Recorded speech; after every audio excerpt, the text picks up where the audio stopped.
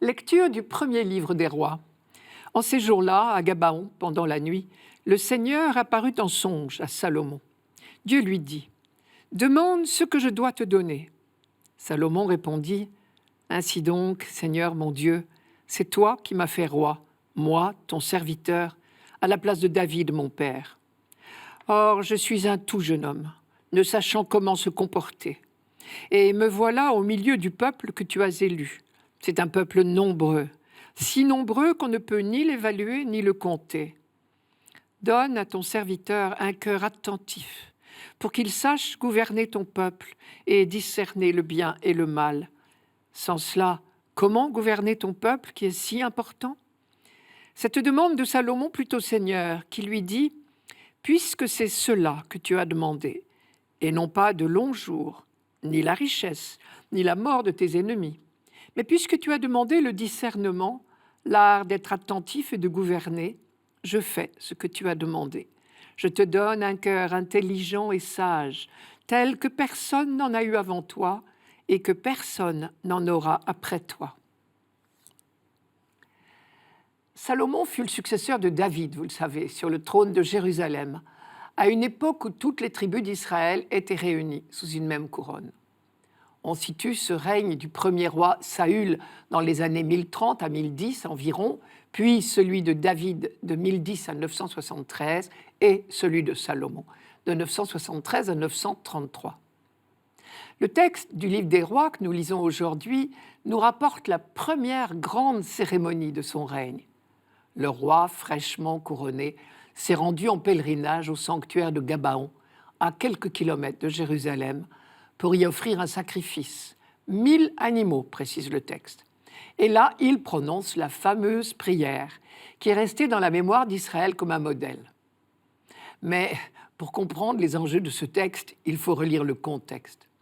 Car à ne lire que ces seules lignes, on risquerait d'orner Salomon de toutes les qualités. Or, la réalité est moins flatteuse.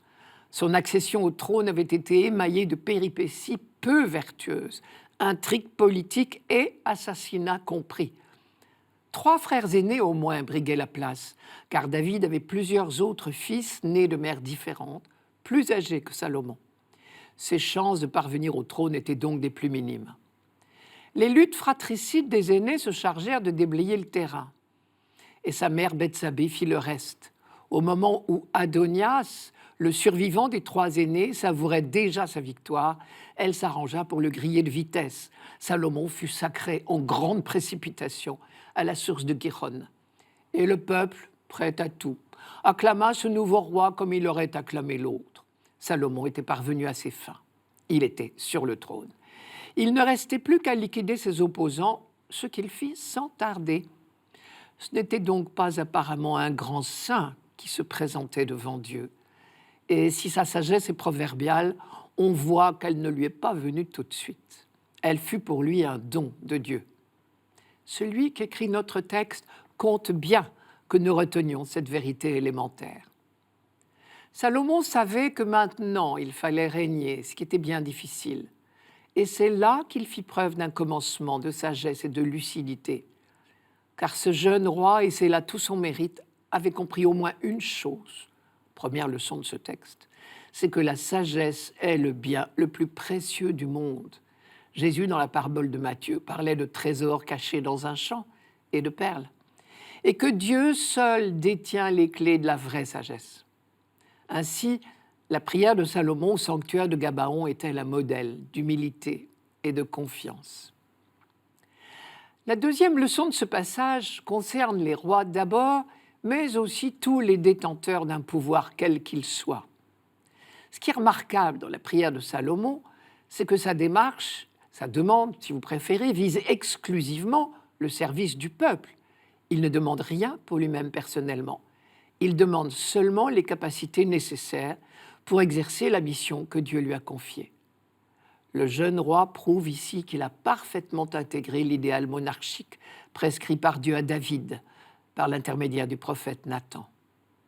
En Israël, en effet, dès le tout début de la royauté, les prophètes, les uns après les autres, rappellent à tous les rois qu'ils ne doivent avoir qu'un souci en tête, à savoir le bonheur et la sécurité du peuple qui leur est confié. La réponse de Dieu maintenant insiste sur ce désintéressement tout à fait remarquable de la prière de Salomon. Je vous la rappelle. Puisque tu ne m'as demandé ni de longs jours, ni la richesse, ni la mort de tes ennemis. Là, il y a peut-être une pointe d'ironie. Dieu n'ignorait pas que Salomon s'en était fort bien occupé lui-même. Je continue. Mais puisque tu as demandé le discernement, l'art d'être attentif et de gouverner, je fais ce que tu as demandé. Je te donne un cœur intelligent et sage, tel que personne n'en a eu avant toi et que personne n'en aura après toi. Voilà qui dépasse toutes les espérances du jeune roi. Et Dieu ne s'arrête pas là. La liturgie, malheureusement, ne nous fait pas entendre la suite, qui est pourtant une bien belle leçon sur la générosité de Dieu. Je continue le texte.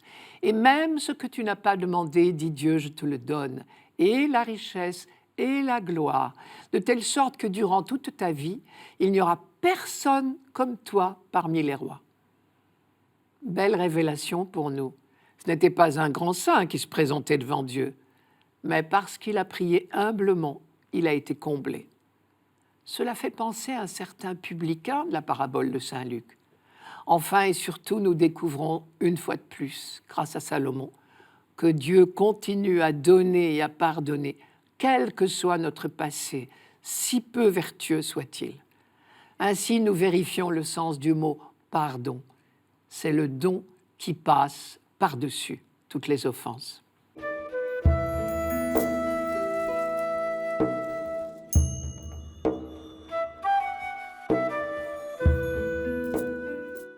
Psaume 118. Mon partage, Seigneur, je l'ai dit, c'est d'observer tes paroles. Mon bonheur, c'est la loi de ta bouche, plus qu'un monceau d'or ou d'argent. Que j'ai pour consolation ton amour, selon tes promesses à ton serviteur. Que vienne à moi ta tendresse et je vivrai. Ta loi fait mon plaisir. Aussi j'aime tes volontés, plus que l'or le plus précieux. Je me règle sur chacun de tes préceptes. Je hais tout chemin de mensonge. Quelle merveille tes exigences, aussi mon âme les garde. Déchiffrer ta parole illumine et les simples comprennent. Dans la première lecture, nous avions vu que Salomon, tout au moins au début de son règne, avait tout compris. La vraie sagesse est le trésor le plus précieux et elle ne peut venir que de Dieu. Dans ce psaume, c'est la même méditation qui continue. Mon bonheur, c'est la loi de ta bouche, plus qu'un monceau d'or ou d'argent. Et le bonheur, d'après ce psaume, c'est donc tout simple. La bonne route pour un croyant, c'est tout simplement de suivre la loi de Dieu. Les quelques versets retenus aujourd'hui ne sont qu'une toute petite partie de ce psaume 118, 119 dans la Bible. C'est l'équivalent d'une seule strophe. En réalité, il comporte 176 versets, c'est-à-dire 22 strophes de 8 versets. 22, 8, ces chiffres ne sont pas dus au hasard. Pourquoi 22 strophes ? Parce qu'il y a 22 lettres dans l'alphabet hébreu. Chaque verset de chaque strophe commence par une même lettre et les strophes se suivent dans l'ordre de l'alphabet. En littérature, on parlerait d'acrostiche, mais ici, il ne s'agit pas d'une prouesse littéraire, d'une performance. Il s'agit d'une véritable profession de foi. Ce psaume est un poème en l'honneur de la loi, une méditation sur ce don de Dieu qu'est la loi, les commandements, si vous préférez. Car une des caractéristiques de la Bible, un peu étonnante pour nous, c'est le réel amour de la loi qui habite le croyant biblique. Les commandements ne sont pas subis, comme une domination que Dieu exercerait sur nous, mais des conseils, les seuls conseils valables pour mener une vie heureuse. Aussi j'aime tes volontés, plus que l'or le plus précieux. Je me règle sur chacun de tes préceptes, je hais tout chemin de mensonge. Quand l'homme biblique dit cette phrase, il la pense de tout son cœur. Et non seulement la loi n'est pas subie comme une domination, mais elle est accueillie comme un cadeau que Dieu fait à son peuple, le mettant en garde contre toutes les fausses routes. Elle est l'expression de la sollicitude du Père pour ses enfants, tout comme nous, parfois, nous mettons en garde un enfant, un ami, contre ce qui nous paraît être dangereux pour lui. On dit que Dieu donne sa loi, et elle est bien considérée comme un cadeau. Car Dieu ne s'est pas contenté de libérer son peuple de la servitude en Égypte. Laissé à lui-même, Israël risquait de retomber dans d'autres esclavages, pires encore peut-être. En donnant sa loi, Dieu donnait en quelque sorte le mode d'emploi de la liberté. La loi est donc l'expression de l'amour de Dieu pour son peuple. Il faut dire, une fois de plus, qu'on n'a pas attendu le Nouveau Testament pour découvrir que Dieu est amour et que finalement la loi n'a pas d'autre but que de nous mener sur le chemin de l'amour. Toute la Bible est l'histoire de l'apprentissage du peuple élu à l'école de l'amour et de la vie fraternelle. Le livre du Deutéronome disait « Écoute Israël, le Seigneur ton Dieu est le Seigneur un. Tu aimeras le Seigneur ton Dieu de tout ton cœur, de tout ton être, de toute ta force. » Et le livre du Lévitique enchaînait « Tu aimeras ton prochain comme toi-même. » Et voici le commentaire que les rabbins faisaient de ce verset. « Tu aimeras ton prochain de sorte que ce que tu détestes pour toi-même, tu ne le lui feras pas à lui. » C'est ce qu'on appelait la règle d'or. Et le célèbre rabbin Hillel, qui a précédé Jésus de quelques dizaines d'années seulement, il a vécu de moins 70 à plus 10, commentait « Ce que tu détestes pour toi-même, ne le fais pas à ton prochain. C'est là toute la Torah, la loi, si vous préférez.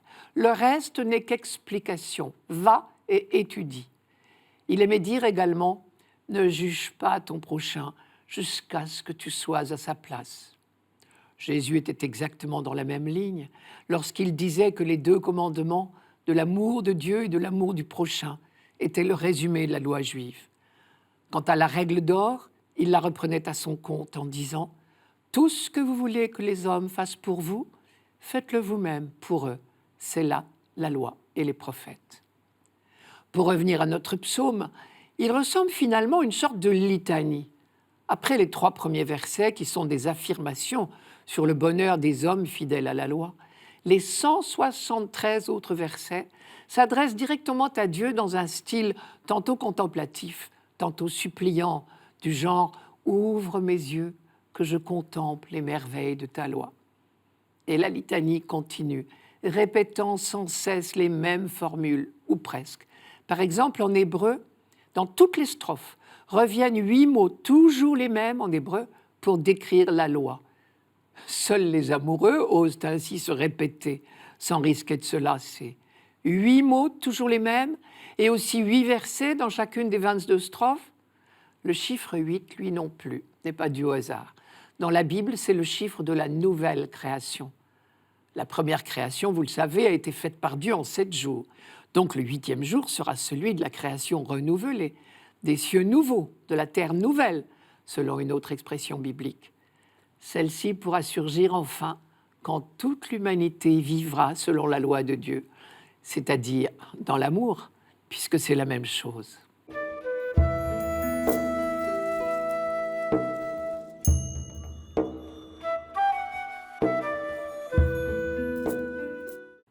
Lecture de la lettre de saint Paul apôtre aux Romains. Frères, nous le savons, quand les hommes aiment Dieu, lui-même fait tout contribuer à leur bien, puisqu'ils sont appelés selon le dessein de son amour.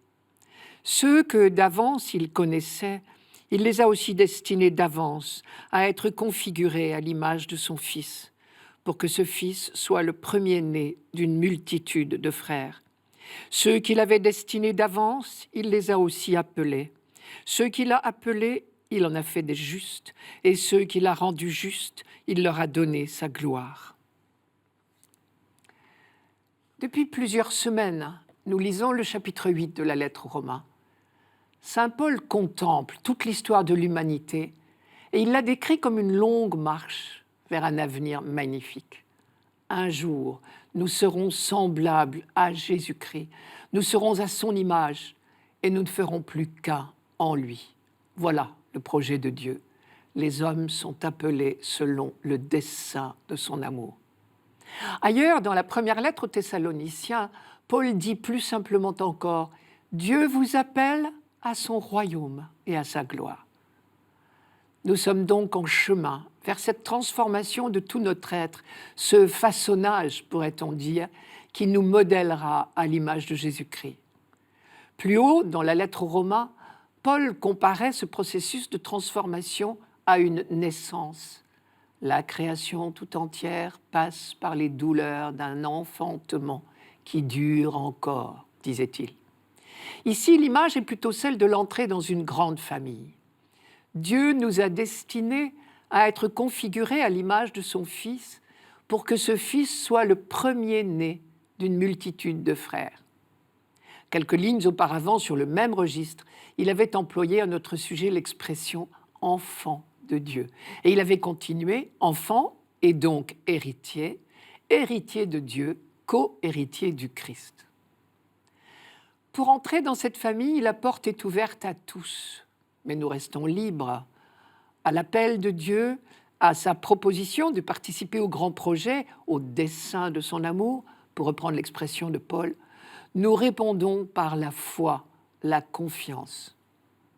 Nous disons volontiers l'homme propose, Dieu dispose, mais il me semble que Paul nous dit juste l'inverse.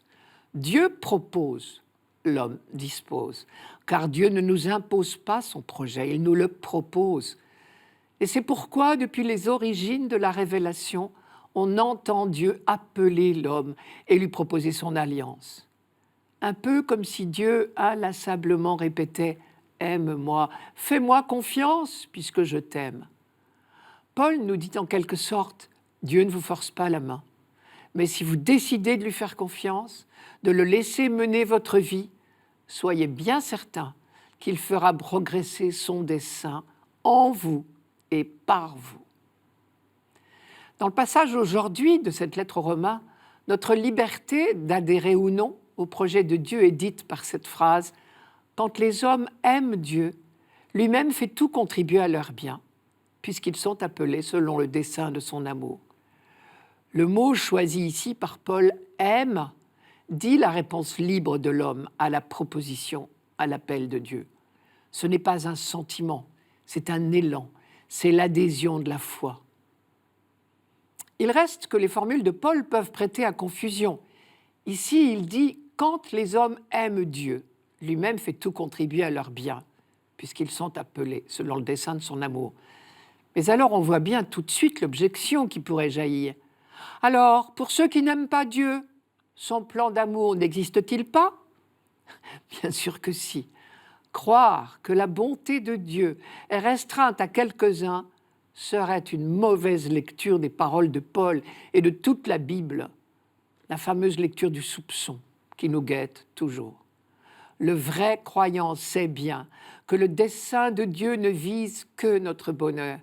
Il veut rassembler tous les hommes, et même l'univers entier, nous le savons bien. Mais nous restons libres de ne pas aimer Dieu. Autre difficulté, Paul continue. Ceux que d'avance il connaissait, il les a aussi destinés d'avance à être configurés à l'image de son Fils. Et à plusieurs reprises, il emploie cette expression, ceux qu'il avait destinés d'avance, ceux qu'il a appelés, ceux qu'il a rendus justes. N'imaginons pas qu'il y aurait les privilégiés, les chanceux et les autres. Dieu ne fait pas des choix comme les hommes peuvent en faire. Pour reprendre le vocabulaire de Paul, nous sommes tous connus de Dieu appelés, justifiés, introduits dans sa gloire, à condition de l'accepter, bien sûr. L'expression « ceux que d'avance il connaissait » n'est donc pas restrictive. Elle désigne sans limitation tous ceux qui acceptent d'entrer dans le projet de Dieu. Par ces formulations successives, ceux qu'il avait destinés d'avance, ceux qu'il a appelés, ceux qu'il a rendus justes, Paul décrit tout simplement l'itinéraire de tous ceux qui veulent bien entrer dans ce merveilleux plan de salut. En premier lieu, Dieu a envoyé son Fils. C'est lui qui est le commencement, premier-né d'entre les morts, afin de tenir en tout, lui, le premier rang, comme dit la lettre aux Colossiens. Ainsi, ceux qui répondent à l'amour de Dieu ressemblent à ce Fils qui a réalisé la volonté de salut du Père. Ceux qu'il avait destinés d'avance, il les a aussi appelés. Ceux qu'il a appelés, il en a fait des justes. et ceux qu'il a rendus justes, il leur a donné sa gloire. Manière de dire que cette rencontre les a mis en harmonie parfaite avec Dieu, c'est le sens du mot justifié, rendus participants de sa nature divine, sanctifiés, et d'ores et déjà accueillis dans sa gloire, glorifiés. Pas étonnant que Paul écrive dans le verset qui suit immédiatement cette contemplation, je terminerai par là, mais que dire de plus ?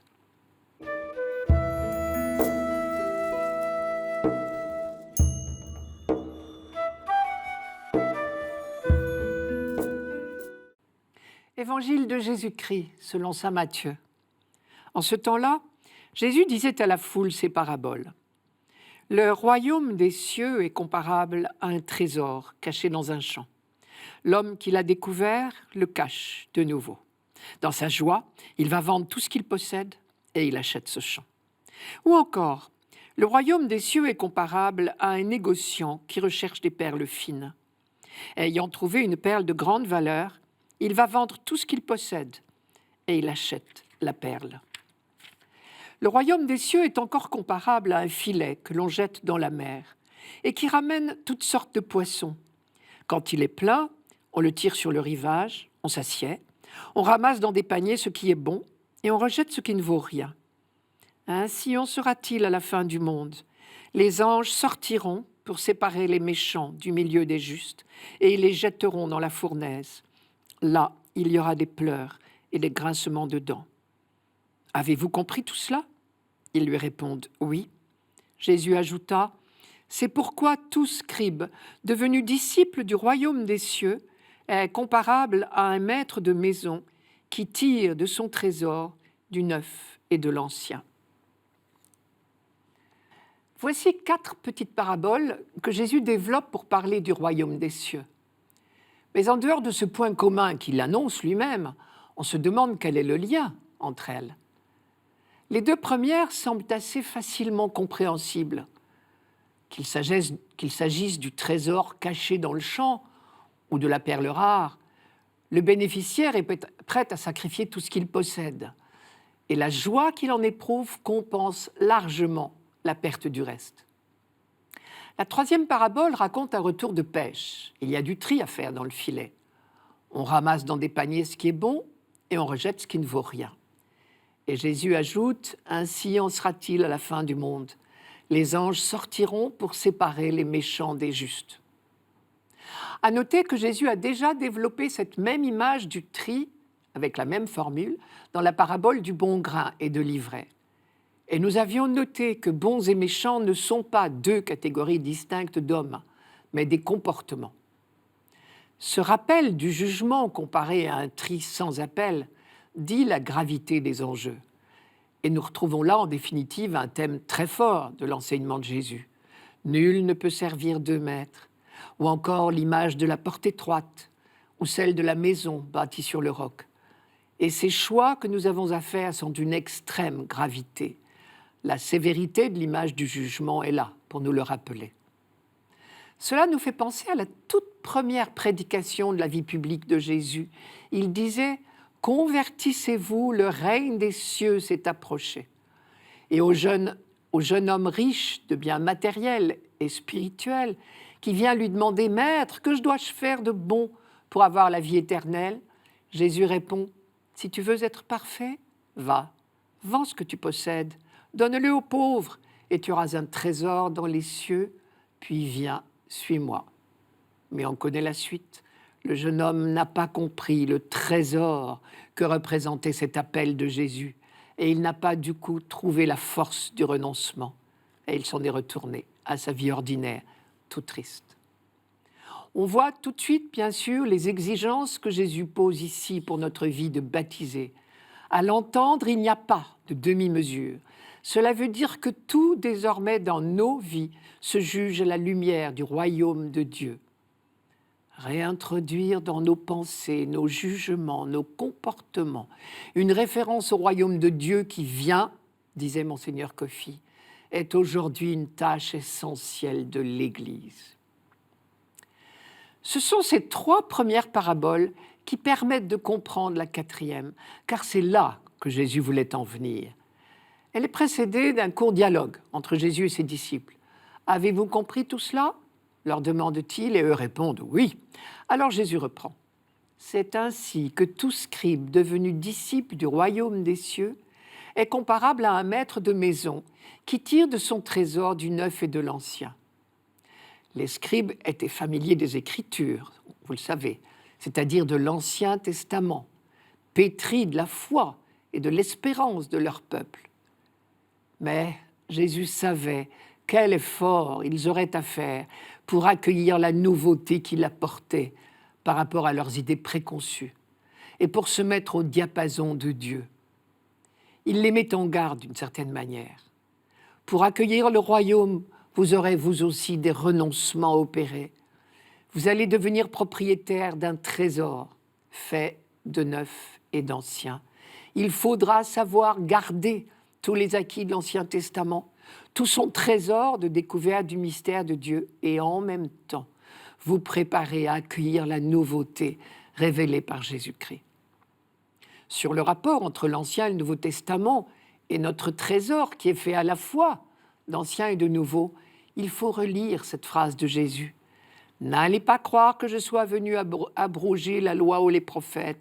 Je ne suis pas venu abroger, mais accomplir. » Nous savons combien les mystères révélés par Jésus s'enracinent dans la révélation de la première alliance. Nous savons aussi que celle-ci trouve tout son sens et son accomplissement en Jésus-Christ. Connaître l'une et l'autre inséparablement, voilà le grand, l'unique trésor. En y réfléchissant, tout compte fait, on s'aperçoit que la vie de Paul est une illustration parfaite de ces 4 paraboles. Il suffit de relire les confidences qu'il fait aux Philippiens. Après avoir énuméré ses titres de fierté en tant que juif et pharisien, il ajoute « Toutes ces choses qui étaient pour moi des gains, je les ai considérées comme une perte à cause du Christ. Mais oui, je considère que tout est perte en regard de ce bien suprême qu'est la connaissance de Jésus-Christ, mon Seigneur. »